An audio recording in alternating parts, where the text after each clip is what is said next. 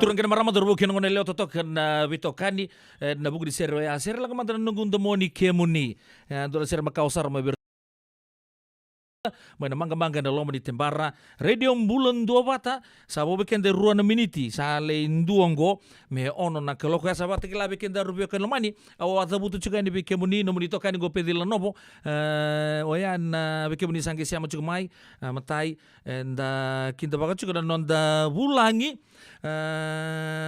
Mr. Semi Tukana nonda program go etana chuko bakai labo ena bakarau muka Money Friday ketan dau kilanga sa singa farrete nga matai sa tawatanga kene kerua sa lebu saranga vireyaki sa bakao lembuno wale ngai kinta tal monite sa tega butale tua mu kere kwaya chukukina na turanga ya nunggo na singa binaga ni kuwa na bakan dia tagabi una punta kuwa bango ko tupe na mo Mr. Tukana iyo robital no tekina manda silin bango kero vital no ina vital no ta tu no ko nang baka matal ti ko nga batakin ndo na kambani sendo ni songo ya dana chuko na sole au nuli na numo na sole au na numo na bikadi bini brother pa Pasifika ya berto na Samoa bango ko siang go ndo na ka membaleta chunga na silinio ni chunga baka Samoa toro mantanga ngono binanggo Mr. Semi Tukana turangayanu kima misakin to kemuno na kai binang ni kuwa binang sa wale ni rawa ni ngole mai mentala mai vital no tiginanga indua naka matai eba tumburan nan rai sona ngona eba ka marau te kenda sona ngona eba ka buna tumenta baka sama balabu ona likuta mai be aso ni kakana anduanga na noti kena vida na coins urang oto chik na pamadala Mr. Tarikin kidi na kena sanga ichu kome parara mata kinonta vakasa mo kenda ni toke oya menda convert taka na vakasa mo ni nonta do kuta na kamunanga mele posaki kinendo na marama o barong oto toka bango kwa ke baka kuta indu ko tol na undolu kena ndu ko 5 nan raw na ken raw velu nat kamunanga ya to bata tunga mbale tini tabo ya na nonta iya unai toke ke baka anta na kuta na ilavo na buna ayo no differentiate ki raukin au sabang goi kenda me kamenta sale bosakan be ka endo eleo menta sa kuni kota kamuna ngambala tani enda singrani differentiate ta karena na non rondu belu matani sana labean rototo pata sartunga na bakasa ma bu abure bakasa me na nona bosa tiko na kenan dolabi chuga na stoni kanda bu na vida na wasa ochia na bugu di bakasa ma bota ya enda na chugu kina ke Mr. Sem Tukan me bakara kene bakara o saboreta kim sakin do ke muni oni na pambulo manda be ki mami Mr. Tukan o kala ni sama chuga Australia ena kabina ni kuwa ni baka mazala te ke muni sarmanda baka matata ni turanga ni vei ni vasu vei ni tautori vei ke na nomu ni background todok mero ni matata ki non to vital no baleta silini ena kabina ni kuwa Mr. Tukan Unawalevu ratu peteli u babin binang sarwalevu na ni may solitun donango na ugo meron ni may dotu na nugu waitabi na nomuni programa na mbongin ni kuwa may nagunong Gorio San Francisco na edan na bagay labo na bagarumbuka tomando na biya po matal tekiao simitu kana na edangu au dabutu sa may na dono udin batu may na tulau na edan no batu Dua nga yanu ele ronan raw lim sa bul chumbenga se donan raw lim sa bul le chume na korno ngono ko tigino tutoya au basuki mua mai na tikino mole bu mai buno balako au bawati na watingo dabtu saka mai na korwaturanga tumbo mai na yano la kemba na tulau telenga Sa tulso kabitu na baki ni ro mau e vana luike rau ruana leo ruana tangane e vana makumbungu ruana tangane ruana elewa au ambulanga mai suba au sudu mai nambua nambua koronga mai bahasa inga kira skuna memorial school koro mbuli go ya na koro ko ambuli ora skuna na nambua village ya nambua settlement. Ia o abuli mai nambua Fijian school me baki walu kina na nungu buli mai na primary school au ngol sarki ratu skuna memorial school mo laki baki rua mai kia fomu tolu fomu ba au nge ngol sarki Konikuila Maris Brothers High School mo mo lakuena fomu 5 kena fomu 1 sa o tinga usa ngole sarki na University in the Pacific o levo lati kina nungu kuroini physics na fika kena physics maths kena physics na o tinga ya o lebuli mai valangi na Queensland Institute University of Technology utaka postgraduate diploma in computer science ngole saraki na University of Queensland mo takaba kina nungu kuroi talanga masters in information systems nungu taka tu baka na sana pa mon libu sa bas ngul kanto na bak tupe sanjin sa bas ngul kanto na bakina ka sa baki on sa ngul karuango se tos tunga taka pa mon libu isanango tupe Nak sa bolebu malo bolebu ti bonua bambu sama tata weekend na vital noya piwa lau sarnga na vital noa vala chuka na kai vida kadikua abu warde wande otak intal ngali wike munu u pasu telenga ni onu ilau kembali turun vital noa ini bakalau bolete kita to mai lau etake lebu tal to awet to silin ya sabinaka na buku di vital noa chuka na to chuki na kai vida kadikua na ngre batal ngaki baka so na vetar chuka mai na nondor vital noa radio bulun do bata most welcome nga mai na nomuni taro ko sabari taka chiko vakai lavo ena vaka rombuka au ngandreva muni na vaka madala taka manda nioni tuku da nioni sema mai na fika na physics mai Queensland na nomuni vuli mai nambua uni boy chuku nambua kor don bulu binaka mai torokina bulu binaka na matubal na tamani chuku na rana bautia do vida nangkase nambua korya ondo kile irto binaka dona nungu momo British Army chukutal nga sama ibadengu momo bosa ra kai nambua makawa na buno ni susumai kina iya ni pama dala manta mendor na 3 manta na nondor vital lone kabina ni kuwa membaleta na ilabu na ngona dava interest ke munikina na vakasama nguri na sole ni pa madala madikina ke na kai se matekina na nondo ruto ni vitala no ne kabina ni ko vinaka tupe tomanda one be bareta ka na no gutaka tu ba mon libu au atara vida na systems ni banking systems superannuation systems na no company na software factory limited ka wato yo taka sa rusa bul karone baki na ngonongo tena bengo na kede o ke to lako kena na be atu na Pasifika me ke to le wakanda bera kena na two systems gento na kai lo tiao ni o ira kede na tukungo na Pasifika mena Pasifika mai Niue Tonga Samoa Tuvalu Kiribati Vanuatu Solomon Islands Papua New Guinea Kevichi to vata kede na lenga ya do weekend chifu na lenga ni singini tu weekenda na baka sama ni baka bule labo senga weekenda na baka sama ni baka tumbu labo au senga ni klase daba na buna ia nungu sale baka tampera na bi system sunggoy na bi Pasifika sa tini kabana mbaki nangona utatandra taka tumekina mendavo endo na nonda system o kenda na kawai toke ivici kawai toke mai Samoa, kawai toke mai Tonga, Vanuatu, Solomoni, Papua New Guinea, kena vei atu anu kede na Pasifika. Me vo kei kenda, ena nonda waka bule lavo, kena nonda baka tumbi labo. Salah ko chico na talo no ani baka buli labo. Salah ko chico na talo no na financial literacy program i bichi. Baka talo nga kinabi atunya no Pasifika. E ando na lenga lebu etiko e singinin dua na bata me buke kenda kina. Kembali na lenga se tiko nga. Koya sange babu na me nabudi kina tatandra tai kina me dua na nonda system na kau itu ke.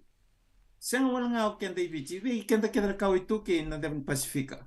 Me buke kenda ko na ya ke tu tarada ke kina na system vungo na bata vungo na edana na sole. Na sole ba leka ngani sole vaki. Sanjin. Dona i wakarau e sambo to toka pagaochi au sangka sime au sangka i pakasa mataka na kango tupe.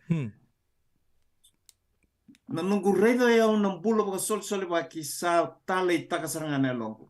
O ya undo tunga ya o ni o taranga watege unang kampani vici o taranga watege unang kampani me Papua New Guinea au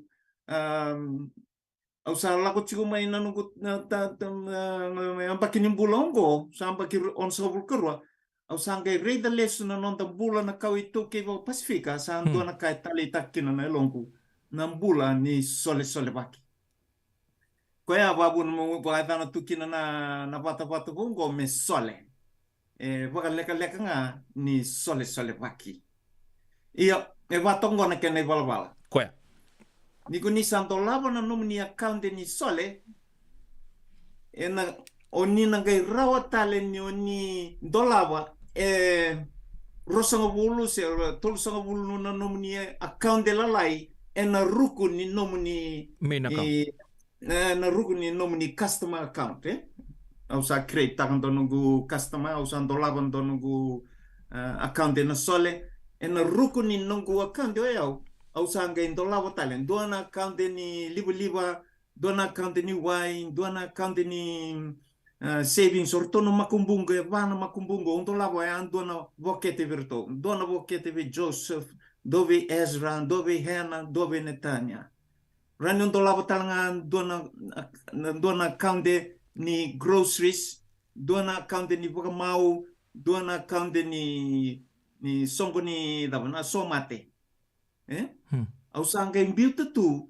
e vida nei lavo na vengo na kedo vi somi kina na ve madao se ve madao rua se ve bula biuta e limsanga bulu na dole ke rosanga bulu na dole ke chinan dole ke limsanga bulu na dole ke donan ron dole na groceries na rent bita kina donan ron dole se limsanga bulu ba tautu na bingo na kedo vi somi kina na ngona nga umbita kina na nomu sente na nomu ni account ni sole sangai vinda na sole na lavo keda mena gai lutu sombo kina vi vokete lalai ko wa madal tau ya na kena bole leka ngani vi kau bale leka sarni vi ka membalata na vata bongon na sole tupe.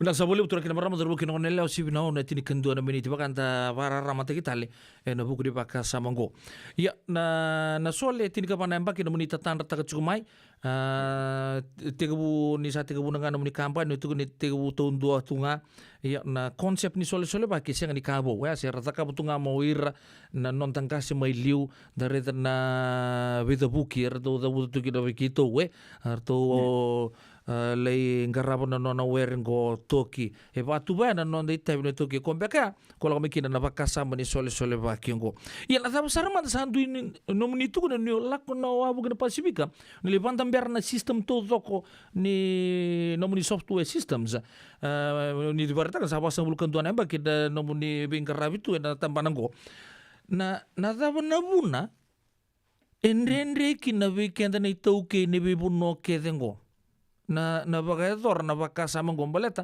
ni tandoro vital no patki na rito na wekanta kortosa do di tunga ng business irsa kilabin na kasar tunga do na nunggu ni basa ni bale endo santo tu talo ta kasar ngamay ang kay sutunga ro nunggu dorobo santo labo non ro account yeah okay nito baka me sali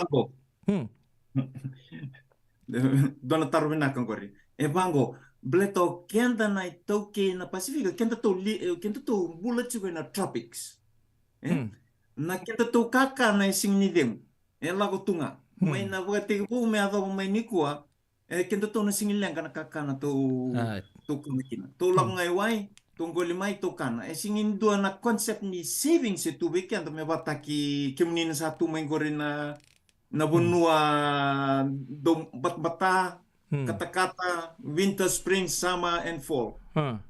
Mungkin era sama tau wer ningon nga ni sember ni winter sarti ko sosonggon takabata na kamer maroroi maroroi tu me ado ningon ni winter kania nakakaner so. Kinto to isingin do non to winter. Happy go lucky. O pambuta kombe kaya isang atu kinabikenda na concept ni wakam bulela bo sing ni baka date ginon baka sama beleta ni dana singilanka tu na tropics siya nakaka na buo tunga the wiri tunga nakaka na keo molmulu mungano mutite ya vana ko nangailanka kina iyo ya na ambe na buna kenda molmulu mutigo kina na tambanongo ni bakam bulela bo kaya tambanan ni investments na baka tumbuh labo. Santina. Okay. Ni bakarita ka chungori di tuiponua. Iyo. Ni bakarita ka chungori. Iyo. Okay mo ni sabi na kata mesaba kukuota kina baka samango nangono go weekend na ito kina tap na buna. Oni sa kata kina sandre may nambula. Si sasyang ang bawa kakan. Siya tap. Siya baleta wal seranga ni sa ambulong go ando ng bulan ni new economic environment sabe saw nakakede sa voli na ilabo nangono ni basa mendando vi saw erto la ko may banua erto ko to may na yaw may banua kendo to may wai kendo to ko nga may yaw may wai dambasa na toso sabi siya nga toka balilay niya nga toka ang pasa ng ko sa dota ni sa ng bula ni yaw sa via visaw na buna yan talang katukin ng baleta ni sa toso na economic environment sa to sa baka to sa ambiu to ko may muryo kento to na buna ya ko kito sabi ba ko ta kina menda visuta ka balilay nonda valelenga nonda do wakasama taka menda do marro ilabo ka wakatumbo ilabo kaya na buna kito toyota kina na sole merawan ninda vinda ba binana nonda ilabo bete ninda lako ninda lindo labo nonda account nonda namban ke solinga weekend into na bank account tubu uma na ilabo na sole senga sing tu uma na ilabo sa vinda isaranga na buno en lako kina kosa nagay pangataka nga nanguna nganita na voketele ya mena pangatak kinailaban sala ko nanguna ni groceries ko na pangatak nga nailabo ko etigo na ni groceries baka ni sa palan do somate mo tataranga kinanomu vokete ni somate Siyang taliraw niyo galit tatartale mga vitali lomea yo erawa na erawa ya menda kakwen leitara na vokete ko na rende na wai kina liba kina savings balato kito loktaka tipo kama tanga usanga mo leitara na no milabo ko kumbita ina no ni vokete ni savings wakara me dona vokete mbekani dona makumbungu sin dona lubengu mo via leitara ya sing ramo tanga vio mo leitara loktak na system loktak ke umbite na kaniliba mesa malaunde mai bango sala ko motavale bango me ka usabia tatar kina numson libliba sana tukuno to masole sota na sindra no tarana ilabo chuna numu son libliba na lak ngabe EFA sebe EFL so ni wai na lak ngana no water authority of Fiji na singila ko sing ranin to taletara na ilabo sampiu na be accounting go no groceries erawa ni kutaramblet ni obul chicken na basing kito bang tana QR code o bol kino selectaka groceries account bol kina na ilawo ni somate o sana reda tokina kisan due lenga ina matu wale o tatara kina no mu ilawa doe wa mau tatara kina wokete ni wa mau mo soli mai kit Bilang me sabar. pato Ya me pato ya. Ya mesti tu kan. Ni tu kena manda oh ya usiang sar tungan yu sekila na soli. Ni guide te ki au manda ya ni. Mo na la ko ni bata pelo. Me pakanga nulak ngana bangke fil te kina form. Chugu pina kena bola se da. vinaka vi kemuni na tu mai balangi vi kemuni na tu mai balangi ni oni sakira mai vi urusan Ramadan ni sala no prime minister na bula sao chimbe ka sa ni krea chiku vi ko me alo vinaka me ra oni dola ba me dola vi o vi ci verna vi banke vi ci moni dola ba no ni account Iya. na vi rendre toka Sanjin. Kito na sole o tunga mai keri San Francisco se Washington Ronga ko iya. Kondolava na nomo account. Nakanga metigo vi kemni na nomuni driver's license beka mendo na nomuni ID card ko chukina kemni tamba na nomuni ngono ni sudukina ke na nomuni address ivana gori ni kakuni langa tale viti na nomuni ID nga mai keri moni na biuta mai me kito mai brandin din ta kina yon dona ngoni go mai viti kito sa nang dolava na nomuni sole account Iya, evango. Ke baka ko ni vanga takachiko na Android phones. Android phones mo ni lakwen na Google Chrome. Iya. Ni vanga taka na Google Chrome. O ni na type pataka na ito link ko na app.sole Iya. -fintech.com fintech fintech.com Ni tabuta talemanta go vekenda. Au pambuta sa para rotek sar na vital longo mondola dono musole account. Wakan do tal Android ngole na Google Chrome app.sole-fintech.com Kebukao ni bang tak Think Tank Fintech. Oi, Fintech.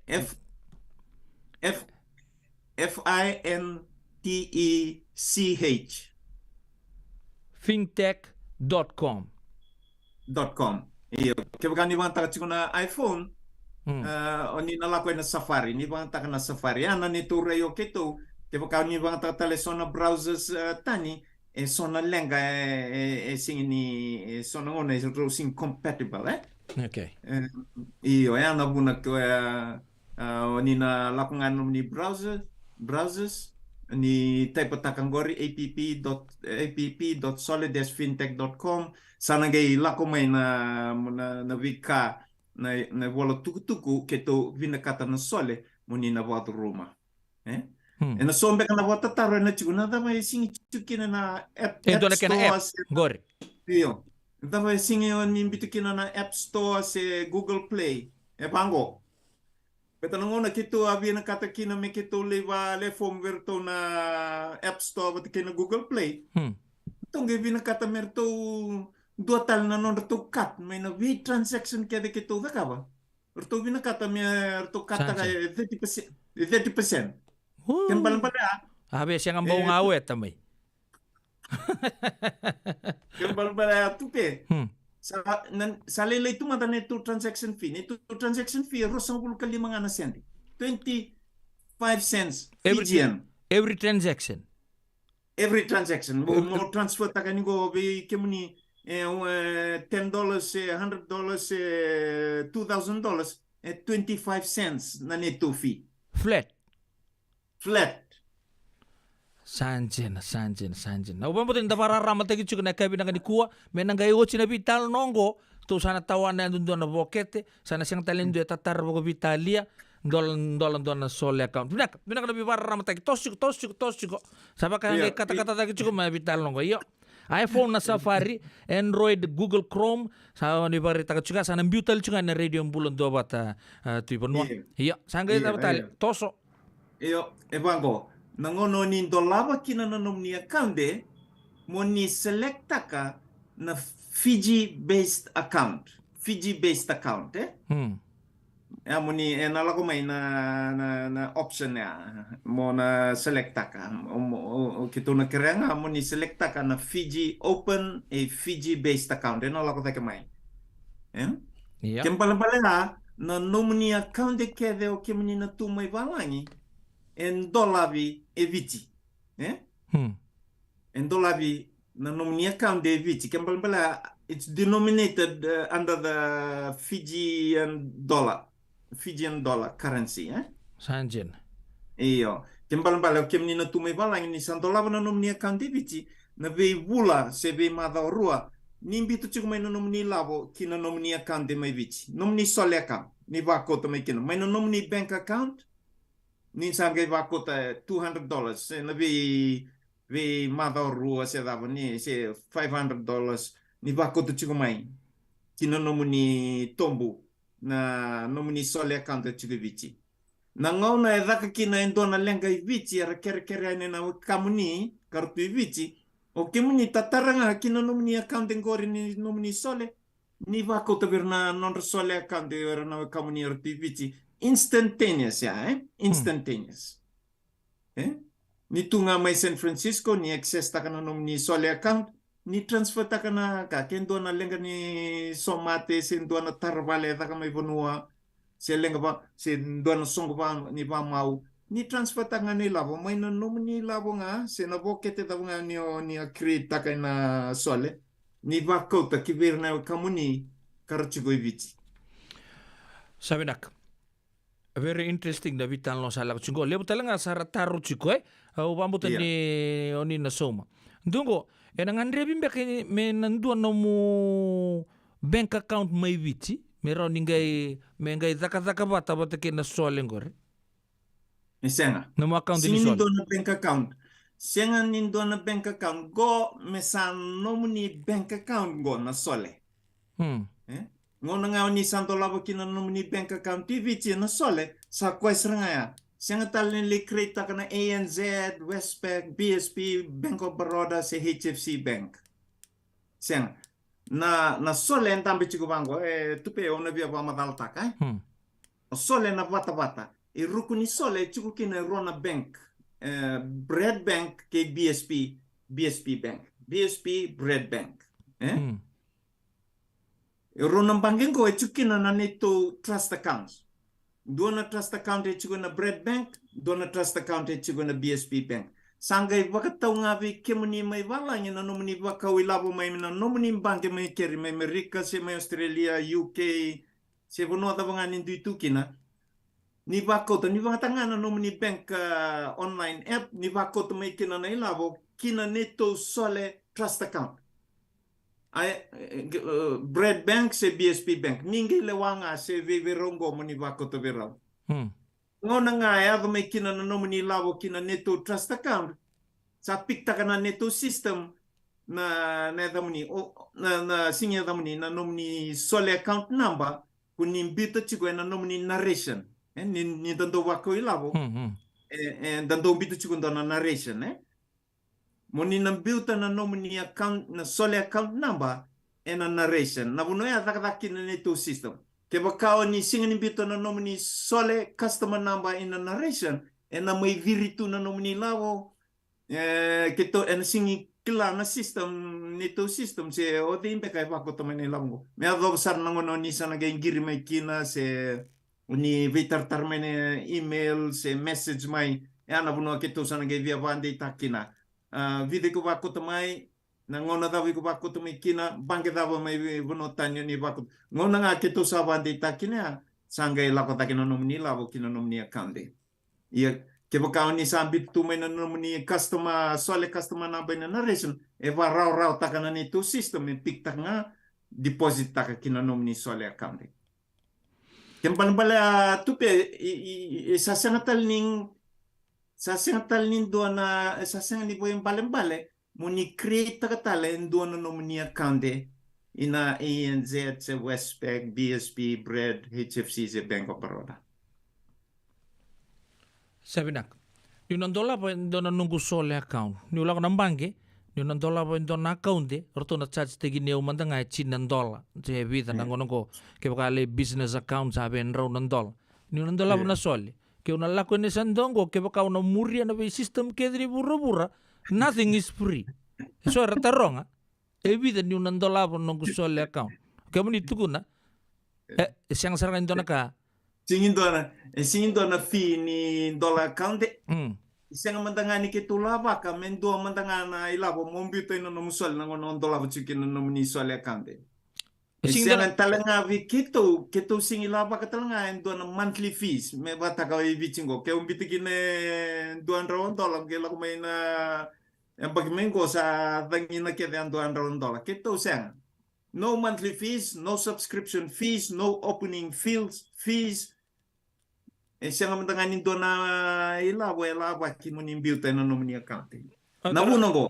O tako somant. Yun daw sanang gayong bula ba kayo ba? Yan doon na taro, ililibo taro ko chiko, nangunong kaya baka ninarita na sar-sar lang ko chiko.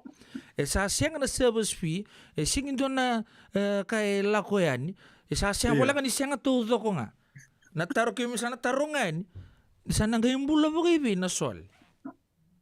Go for the record, bigyan mo nga na tunggo. But na both ways, Kita sana babo, ikaba kita na sulit juga yani, nando na buno ilo manggori. Na ba kayo labo tukin na taukin ni sol. To sana investigative journalism man tabalilay turang atibon mo. Taruhin na kitong bula may narusawul kalima na sendi. 25 cents.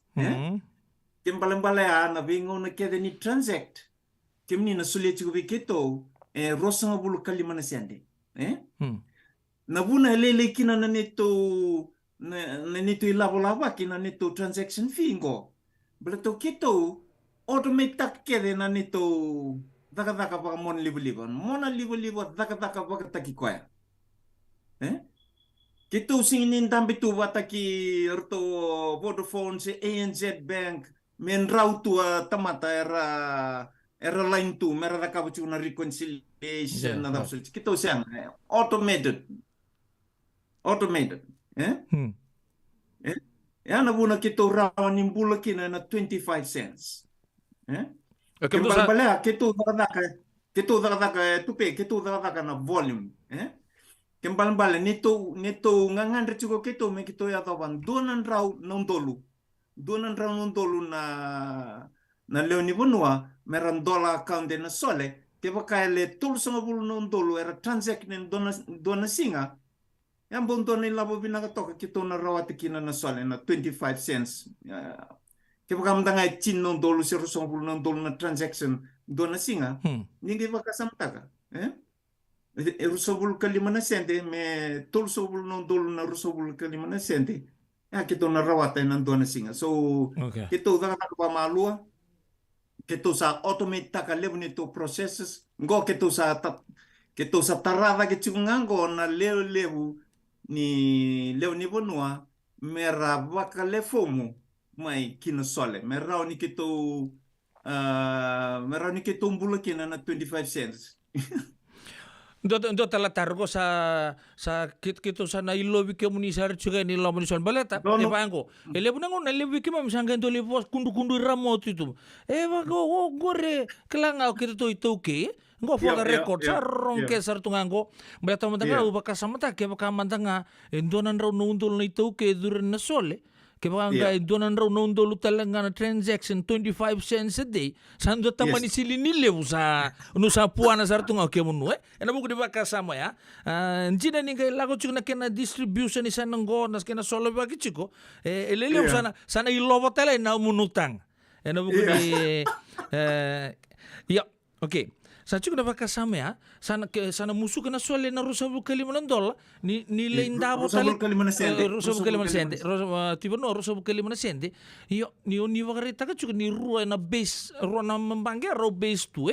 na bread batakin na nambangge tele terap oro na bread batakin na tele kena kantu BSP na BSP oro na musu ka tele nga non rofi ro musu ka nga oro na transaction nela ko ni bikebuni Iya. Ke bambali ni ngolay ni Venezuela au musu kana sole rosa bukale masente ndreu raungo na non rau. Gore saranga.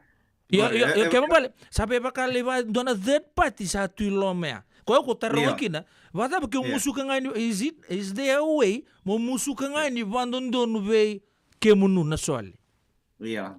Dona se da mate da kena regulation system na law mai vici dona tarvina kan gori o vambuto ni maroni ko to mena regulation beleta mo obian kata mo bareta ka ramba ni bi kemuni na barongo chuko na kambong ni kuwa ni okito we wana no biketo tu na Reserve Bank en dona yang baki e to rikito me ke tongo rao ni solikin bi keto na ngalala mega rao ni keto operate kina keto siang ni langawango vitana technologies ter to terana system keto mbutani sianga en dua yang baki ni to sanga toka patikero to na be volvolai lako to na be volvolai wale form uberto na Reserve Bank ia lestal manda mai na taro ni taron chumai goreng peleta na fees gorto musuka orto na third party na bank chiku ba gore eu rosa ulu kalima talangana sente se que tu singila ni bakot mai na nomuni sente bango sa chiku ngana no to set fees sa chiku no to transfer fees sangai chiku no to foreign exchange fees nangono ni bakot mai kina no nomuni labo mai balangi teu ni bakot mai na World Remit se Rocket Remit se Western Union MoneyGram se bakot mai na bange tina bange e chico na transfer fee sangai chico tale na non foreign exchange fee. Yes, e bita na fee enda sa kilabi na kanang banke. Okay. Why should I come to Sole? Balata nila varu ataki o lako nga ng banke. Ni banke te ki may manta na tapa may ki may lako ni kin na Sole. Ni ron yung nangole ngay kaya na Bank of Baroda. Bata ninduang nga na fee sa dongo. Well, evango na tambana ni venga rabi chico biketo na sole ngona buna ngondro sabi talno tango se na dabatale me kima min dola bikin na sole me kitu sa dola banga bi Bank of Baroda evango na tambana ni venga rabi keto tayo butango na sole seng ni do ber na vengo eto to botiketo not a single bank in Fiji can compare with Sole single. In what way? May na bata-bata ko kito da kabo kito me kito rani suliakin na ngalabi kimuni na leoni bonua bici baka kina kimuni tume balang muni dola batalikina e vida na account na nomuni bata-bata sing e bici sambo kandrendre mondola mantanga dua mo account sambo vida bata fo mole vida bata fo mungkin na Kung levian to labo talerua sambo undo akan vital no binak. Yo kito siana kon tambe sartunga no nom sitting room kon to laban. Dona na counting go menunggu kani kango dona kani Christmas vacation dona kani housing project on to laban dona counting kan dona counting go mun to laban me kani watambe kintuana vertona lubengu vertona makumbungu sing rani takabaya na bin bangkit leso duin na tamban ni bin karabi kitu rawat ni takabana sole may nabikar takabat siguro na bin bangkit so udah kadi kepaka unang bita mantang kan lamsam na Fijian Holdings Unit Trust nangulo mantang kan tuliri kini ucin do nembaki so nangulo mantang kan kuri tal sangka indo tubulilai wala kan ni ono nga pasyente si pointi ono pasyente patu ya o baka sama taga chungo nabugo di baka sama ni solengo nangona da sana raw okay o tega buni kuwa auron ni tega bunga ni kuwa auron ke baka mati ni matagang gupu kemdo ron imbiten don na go sa to siya mata bale na taro kamanda au join nga ni kuwa ni mata ke mati gino kopu na singraw ni bakahan ko mo roy ni takamay siya do mo takapa ito na itubo-tuba bago as a customer mo nalagngay niyo na ginangan niyo siya kay tegabuyan mo ron ni tarando asilin Motarana silini iko ambit Kombita ke sa kamanta varu ambek ng transaction vatul sa anggiri tege biao. Kopu sa buko tege may supa sa may lang ke CWM. Ang gira ni bikim do as a customer. Na bokete ano tara go for the record. Eraw kem do mbite kin induan na waka induan na ken na lawa se mesa bunga sara pocket ang gelitara. Senga ano ba no bokete da boy ko biya tatarki na. Boket sarang ani matengo. Ko kamanta. Senga singi entolo tu. Au tawana ni senga bebe endoan rawan dollar rua $50 bita ni ruan transaction. Sama teu pu au sangir sarani endona nom do pala silis. Au chukani pala mula gani bici. Mula reman dai kerindo asili ne chukundona ba kasama ba ya. Entol na Ebita na max se metore undo na ngona na nunggu satu ilo matu lembak se indo nembak usa running gate draw ta kanila ba. Senga na ilabo ko keto grace tagichigo me labo ni mate endola tu. Keto singi lock ta kana account ya. Na vokete keto grace tagichigo me kaniva mau senga ni loka.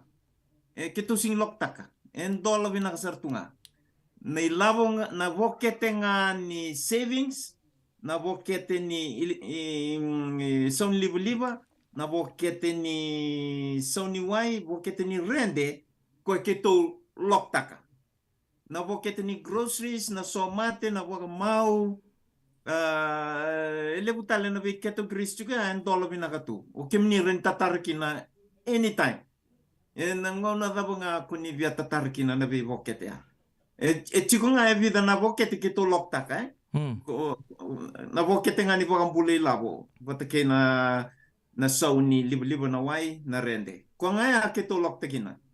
Ke mambala sole ona taka chinga na ilabo nga umbite ni lombo ko singren baka mendona loaning system. Baka bilangan ni selila ini labo mumbiti loma. Oh yung kaya sabi so mika na nunggu bata taro. Au no make so imbita ni donan raw. Me baka ni ruso kalimo na sendengor ni ge baka sama tagi ni ke baka limonan raw na undol na itoke. Satu ini loma sa multi-millionaire na millionaire na sole concept Kimido semberi baka sama ta kantona baka sama baya. Onang gali taranga nakangawa sa beauty lom. Kaya mambali, kaya baka sa lenggo po na taranga what the heck.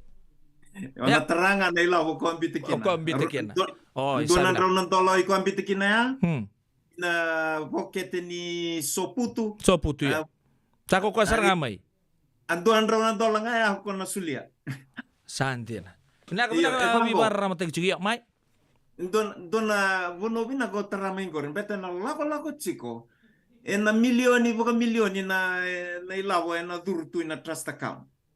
Au saba kasama to katungko na lako ng doon raw na milioni na 5 raw na milioni na ilawo na tuna nito trust account kina Bread Bank kina BSP Bank. Iya keto senga bakandoan ni rawan ni tara. Balatango. Na Reserve Bank ng Bangalevo ni Matentu na Reserve Bank. Ibe ya ruwa na madawa. Evango, via rona madawa, me orto na reda na ilabo chiko na nito trust account, ke vida na ilabo chiko na sole. Orongo meraw na match to the cent. Kembal bala na ilebo ni labo ko chiko na sole, ke na ilebo ni labo ko chiko na nito trust account, ke man lindonan raw na milyoni sar. Na ilebo ni labo chiko na trust account menundot talanganan raw na milyoni men chiko na sole account via ruana madawa me lako chiko na report ya to na may reda chikorto mero kako ni me rosing ni equal, they must be equal to the cent. Yung baleta talanga ni kito sing tararawa na ilabo ni trust. Kito sin ni trame kito li investa kito li voli hotel kina se voli property se daba mengito ngai rawa ilabo mai kino me kito ngai sulia na dividend we kem ni na member se sing rawa we kito ya e wat tambui belata ni eran na category ni account ni sole ka chiko be BSP ke Bread Bank na trust account iyo sangay chiko nga na nito operation account in banking ko Bread Bank ke BSP Kuna 25 cents kwando kat chiku ya ela ko chiku kina nito ela ko chiku na nito operations account. Sa chiku na trust account, sangay chiku nito operations account. Ulang sa boleh turang kena marama darbo kena ngonel leo sa nabital lo ni sili ni sa pala juga sa totol talagi na kante ni ngauna yo pa bina kan ni jadi turang ososo ndala bital lo tak sarwa bina kan benda kila bina kai lebu na ngauna ndamai patorong ir nonda bulang da tarong tunga Indonesia nda pa bina ka Mr. Tukana da sana tarong saranga ni pandon donu eta bo sochi na hidden fees eta bo sochi lo meka kun tangele milo ulu chuki muri matane medan kay pango hai ato pa madal tigina begitu Mr. Tukar na sendi talaga lo turi ye anda po bina chiko na chiko turangan na chiko na turang tipo nuwa watake semi tukar na sile chiko na ngono to program na do pa dur chiko bi rombuka vakai labo na vaka rombuka kimambale na concept sarangani sole bakini wareta okay na sole na ngono go sabe vida na customers sa chiko Dono, taruh binaka. Ketu sa 5 na bulan ko tupe. 5 na bulan? Iya. 5 na bulan. Iya. Ketu sa wala kani ada bacungo na 5 na dolu. Na leo ni customers. Versa leo na may naka. Wili kino kimni na tumay balangi. Kaya tal na tigo bici. Sa awala sar ni 5 na dolu. Ya, 5 na dolu active customers. Iyo, active customers 5 na dolu. Iyo dona kango wewaretaka. Beta nangona kito sulia kino bi kito nangalala na Reserve Bank orto limit ta kana nito namba ina 3,000. Orto tu nabi kito doka ko ni sivia na tolun dolu na memba. Tanjen. Iya. Me tolu na bula. Merto nangai reda tale. Iyo ya sa mai ochia. Sa mai ochi na tolu na bula. Ar sabtor sulia ngobe kito nangalala me kito watumburan nito namba me adaw sar na 5 na dolu. 5 na dolu. O cha sangen dona kena review. Iyo dona kena review merto reda. Oh, do sona complaints ala ko mai sona ila boyali. Se sona kai singi matata virto orto na review ta kaya. Semberni orto ke sulia talbe kito nangalala. Okay. Go do sangai la ko tal nan donan ronon dolu.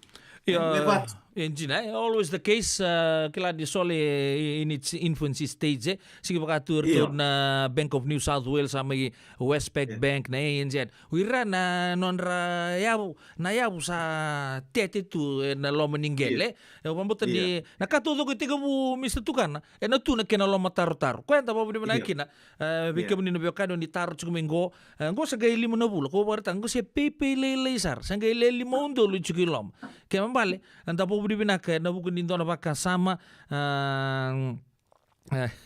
keda mbudi nindo na baka sama go ele usale baka sama chuko 5 na dolo mantangango kerto takabo tu na transaction na bingauna sabi bia petele sar ngasili tu na kampanye go kla ya da baka sama chuko di nikah kita go taka chuma bici regulate taka binaka tu na Reserve Bank da wari taka chuga to satu sa go na baka sama lihat ni 5 dolo yang da po budi binaka so na kango may talo da gitu matin da baka sama tak na sole be baka sartungan na kena di begitu nang bangke na kake ko baka be kabu ni da sarongo tu ngo da sing rawanto ni da rongo merto na tukuno weekend merto na bread banks na ANZ se baka itu na hidden cost wat kena non rawat tu non resilini uir na be bangele le go pambuta na kena non da vital lo chuna kabina kan kuwa ko mandanga na 5 na undol ngo ke baka na taka na resu ke 5 sen ngai kude tegli korto na bangele le ko sa raw tu undol la kastama kersa di tu na be se buro kan ta po binaka pambuta ninda na toko na ndo na bakasa mango na bakasa ni sol baki ko sin raw kin na loan medang ausulia ko na kai ko sulia ke baka naman niya doon na lengka na libo-libo kina waira nyo nang tatar tumay kiri kaya mabale na biya baka sama nga na libo nga ni kaya umbitin nilom sana totolo kina na kaya sinay na muni boket siya bay turangan donu kede sa nga ba binaka meda ko tunu chigo mai na ilabo blete suer sabi patatar chigo na scam siya na scam o bitigin ng dollar to slebi ko $1 kito siya kung bitigin na $1 kung taranga $1 kung bitigin na. God. lebu na baka sama sarang matanga simbere tiga buko samba di lebu tugun siku maing namba di kan baka sama tempat telenggori torang anu silinyo marro itu puana tu anda bawa bini kan ni indo anak ken lako salah go sole go dan nonda buli tal tunga nonda marro ilapo na itu okay ko sabar ta ke be ndo be endre tu weekend ke baka matanga may sabar rumbu ka sa libo chugo $50 menom bondo na madaw ka tumay lag nga mo tabale ndo tal tawan ndo talikan do $100 junia liko to may vali matang Gay, kaya to batu ya. Tunggu lebu nga na singin ni mata ka meso tabo tu. Nakaya nga na singin ni mata ka. Yung pamunta ni kasabar tayo chumingo sa tosog na puro-puro nanduan na mua ka sana ngandre bikin na baka sa gomenta sana tawana tu ni pamalo na bokete. Yung baka sama ndo na baka sama binakatalangaw ni kutumain jina ni narani lebu tu kinabatartaro o tungay ni palang ni Amerika. O mbito chunga ni kinabi puleronan raw wasitu. Kama na megi lima nemba ko lako yan. Asyang asar tunga nindu etaray. Ngayon na somate asar ni kita takabin nakasarangan na songko di somate. Asyang tali nyo gay tumuanggar tali mo seba ibe. Di no saranga. Nalenga sa chungo. Nalenga saranga ni santa bakara rabi bakatampakin do chungo na dinaw. Sarang may bukay labu tagi lebu nga kinara na bangili lebu. Baka kinabera na money lenders na payroll loans na lenders. Nabunoya ke tubia sunga tampaleta na nondra interest. Na nondra interest to era na money lenders tungo sa tu sartunga dak.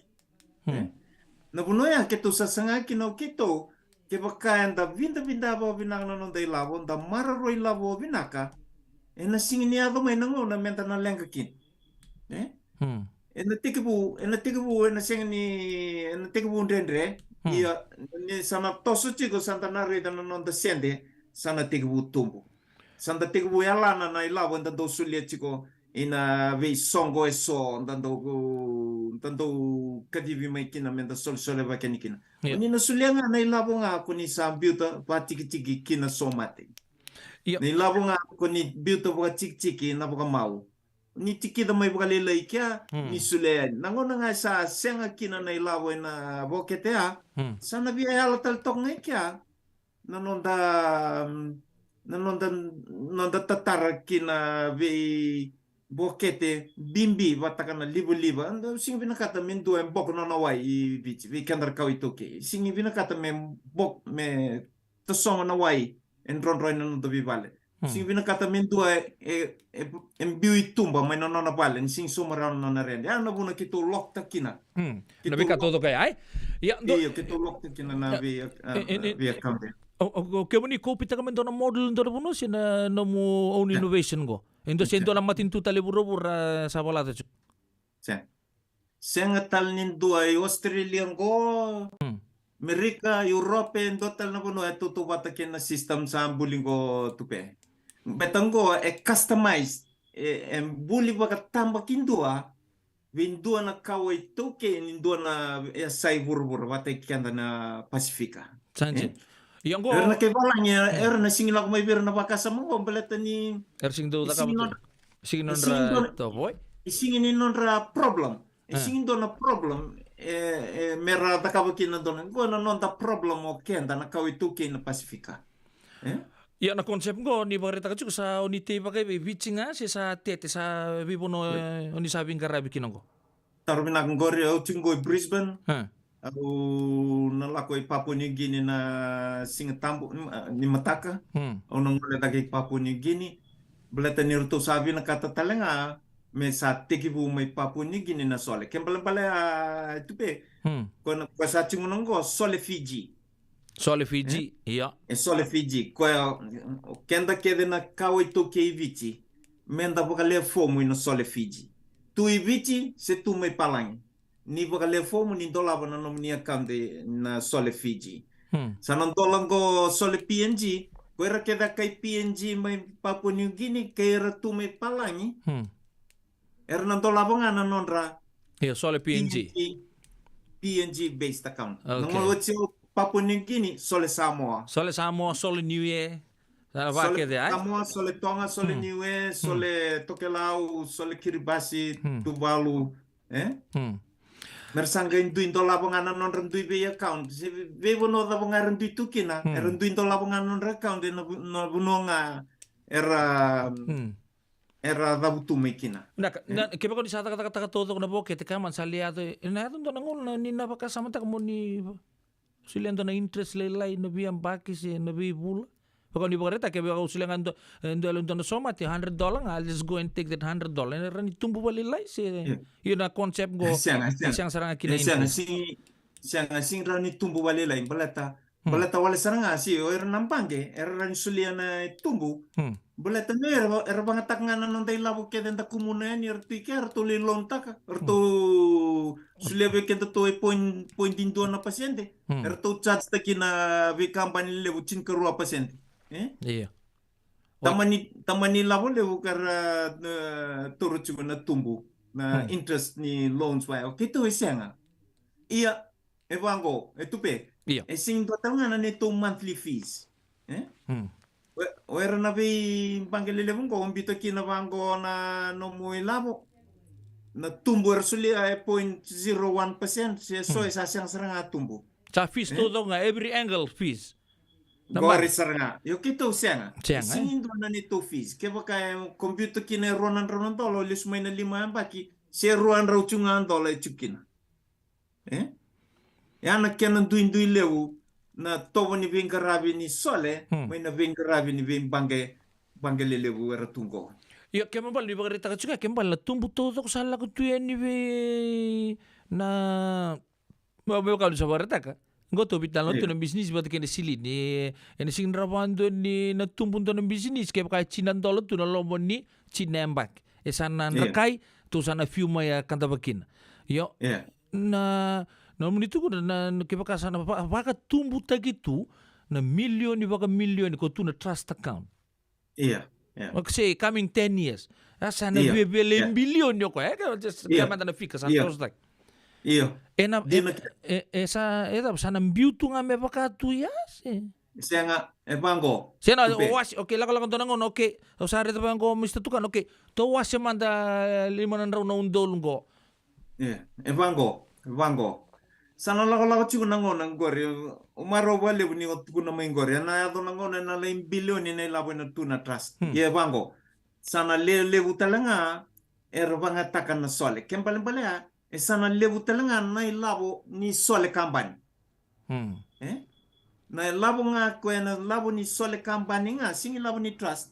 Na ilabo nga ni sole kampani erto rani sulia me loans dombe kana dividends ento na kabaya me solibe na members na ilabo nga ni sole kampani. Kembali jina ni tumbu chugu na ilabo ni trust. Kito sing ran tara me kito le investaka me kito wa tumbu ilabo kina sianga sing rawa. Ilabo nga ni sole kampani kwe kito mbulo chukina na 25 cents. Sena lang na 25 cents ngo esa na bondo atama ni ilabo we tamer. Okay, ni business in a business world you have to use money to get money. Why not investment? Bosot sa laku charge ko nonto taro na bugo baka sa mong Santo Tarmina. Why not? Santo Tarmina.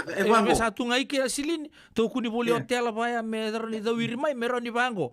Monggo ila ko nindo nangono sulen nindo andron dol lomo ni ruang amata sama tiang gupu sapa ambeng gosol. Siya ngai kusaran tarai ros nga bulundol. Siya mo ibi.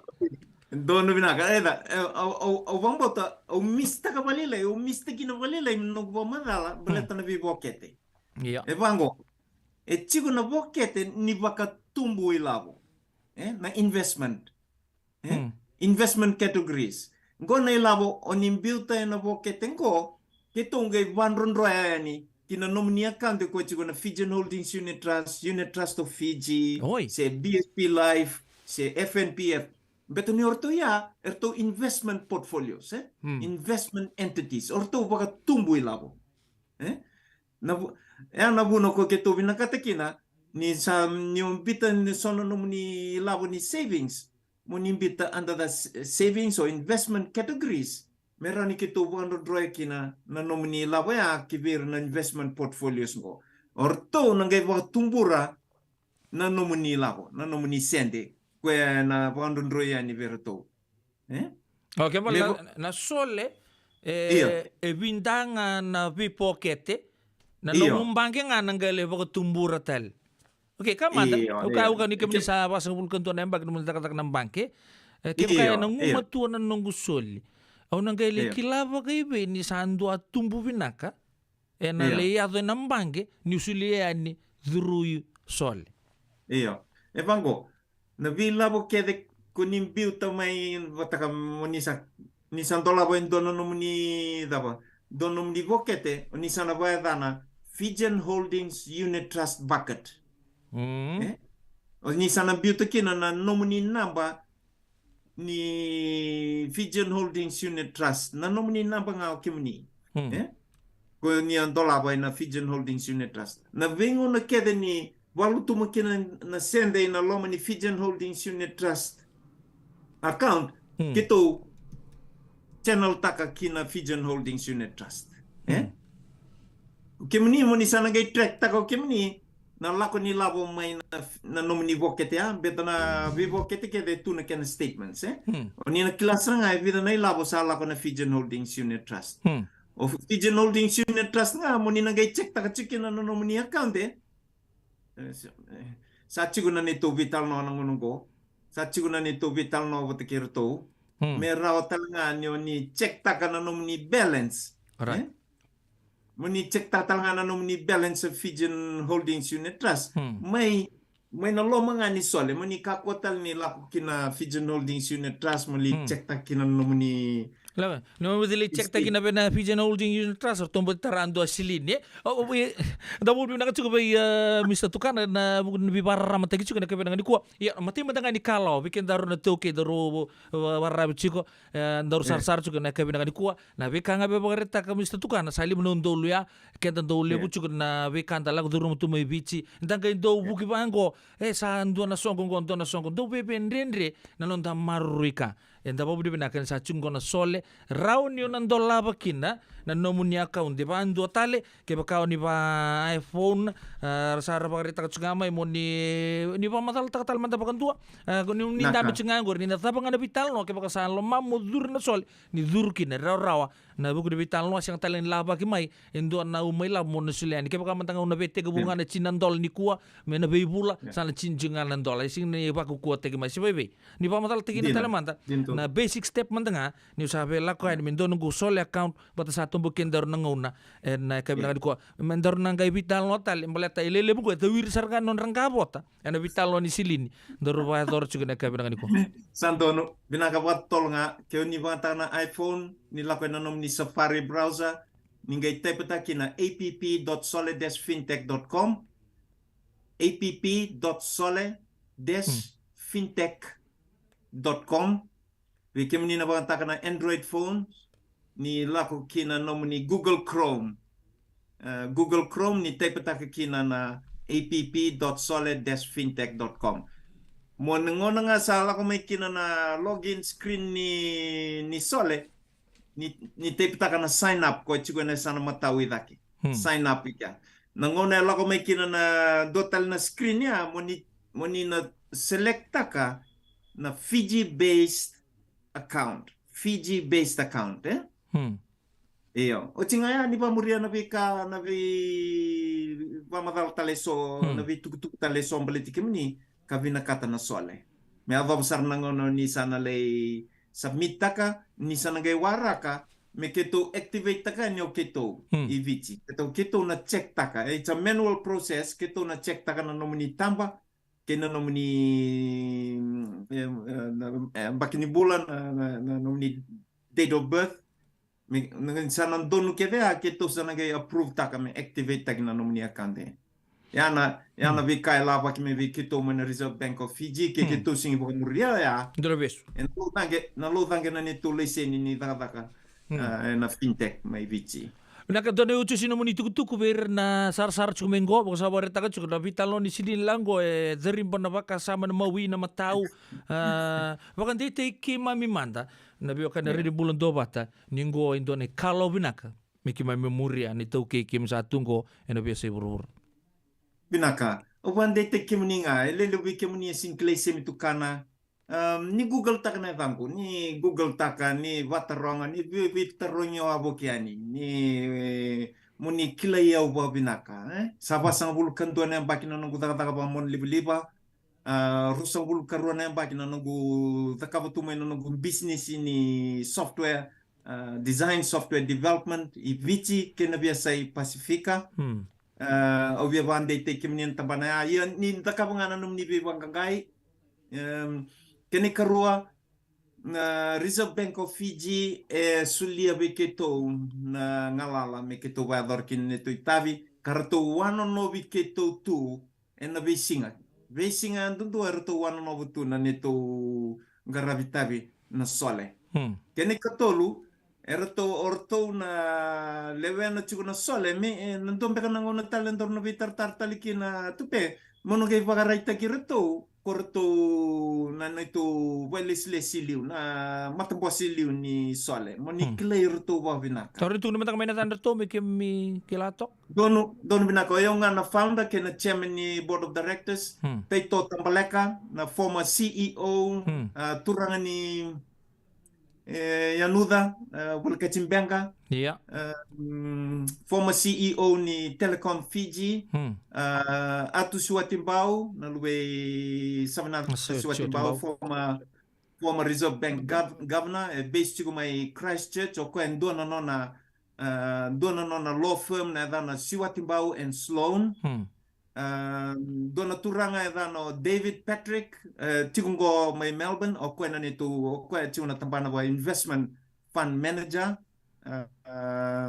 ge tigo Ndurimbon Romo former Reserve Bank managerial staff sanga tigo John Samisoni na managing director ni Hot Bread Kitchen sanga tigo Lani Raunge li rotu na bakingori mai Washington na IMF former management staff talangani Reserve Bank of Fiji sanga chiko nganu gungone lewa o Caroline Tukano na Lubengu as an alternate director in nangona ndona kaya do kineviau ina lakwa ni nungu ngone lewa menale enale tambe na board na board of directors sanga ngani kwaya sanga chuka indona ni to board of next generation directors nyo keto sa via kalato wale ni to matin singa go to pe tambu sa via kalato sanga indona ni to board of directors and board of next generation directors go ira na lubi keto o keto na fantaka na sole ortongo merto nangai tori sole merto nangai kanda bakina na next 30 years sanjen Iyo, levo na be company siya nga na next generation director. So kito siya, dotan na nito tao ni Rai. Kito kila tu ni nando na kanta balawe na kanta bakina na sole. Kaya kito saba te una kina na damgo na board of next generation directors. Kani ka ba nga? Tupe menda wait tauriling takabata. Nangon nga ni sabi ba ande takikina sa tos binaka ngor to ni trust kito. Menda wait tauriling takabata bleta ni ketu lele ito nga ketu toyo butaka chiko na sole ketu binakata meramba ilewu nanonda wait tukutuku ni takayani menda wait tukutuku ni takayani da wait tauriling tak da wait buke taka nanonda na wale fomu kina nonda bata voongo au da butu chiko tupe boso jau ni nonda bata voongo na kawituki jina ni o toyo butaka au major shareholder wala nga sa chiko na nabudi me na bulo maingo bulo ko mese bulo tune sana daki kina na nito capital raising sana gai tekebu me soli na shares we ira na member o ira na via invest kina sole mendos me saka kuni bango kor na sole no nga ando na buani buno batu ya semitukana sena me saka kuni ba me bango na sole o yau baka shareholder na sole ngona nonda i wata kanda lewena kanto tau kena talanga o kena kau itu ke. Bina boleh besar sama ita bika no vital no ni wala silin ka bina ni kuwa ka da bo bina ka be Mr. Sim tukana turanga ni bono ba tunggo na itu bo turanga no itu na turanga tu bonua no da programu bakai labo na baka raumbuka da bo bina ka no no rabi baram te chu bikenta ando no itak ni turanga osos rambati tu mo Australia ngo ene bu ne ken sanga chu be bati te na sole anda ke misanu itak tu turanga anu ni nandona ngona ke to na ker tala radio bulan do bata kala lele butalang arana bina katal mer mai bara ram te kitel balilai ene buku di sol no tubarau woni na bibakan di teikina ene ndo tal na ngau na katarabo kim sapa di binaka sama ita batalang ikan untuk program ubaga madawa en no to sala ke kembura kingo na radio mbula ndo bat dona kan no go di binaka taka no to bitokan di tong mai no bitan singa sauti dona kami sema tale na singa tusi ke tumai na singa moniti una isibun dakuan na mai atoman na programu ya me sana document na do ni bingarabin na eka ni bokon buka tintai sapa ko ni binaka tu ene bokon ni tabi ni so endra baka dora na moni ma daw ngo me non to no lama ni bici ene bi matin tu enda sa bitu e tu kina beken to merke na bu binaka tu na mbula ke na bu vale me to na ngona katarabo e upedila no bono moni ndaw ni bingarabin ni sapa ko dengo binaka ni sate mode saka to mantai mode